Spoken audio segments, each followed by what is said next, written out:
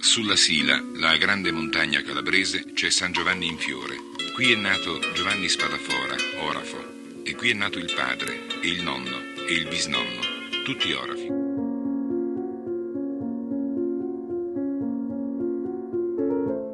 Il suo paese e la sua terra, l'ha nel cuore e fra le mani, come quando modella l'oro sul filo dei ricordi di un mestiere antichissimo e nobile che ha appreso dall'infanzia, che la sua famiglia custodisce da secoli, gelosamente.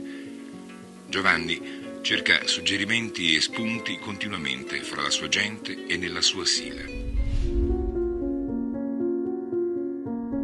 Giovanni Spadafora, chiuso nel suo laboratorio, riporta, plasmando il nobile metallo, il mondo che lo circonda e a cui si ispira, nei piccoli capolavori creati dalla fantasia e da un mestiere secolare. Eccolo con l'attizzatoio, il battipiastra, il cannello, a far nascere i suoi piccoli capolavori d'arte orafa, come un alchimista di fiabe, passano veloci e sicuri fra le sue mani.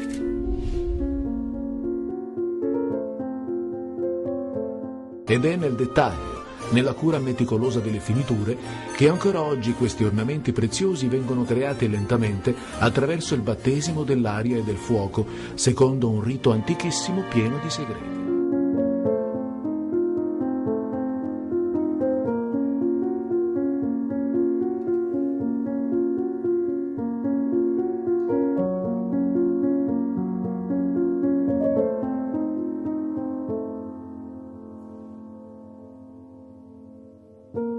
È un irripetibile prodotto che nessuna macchina potrà mai fare.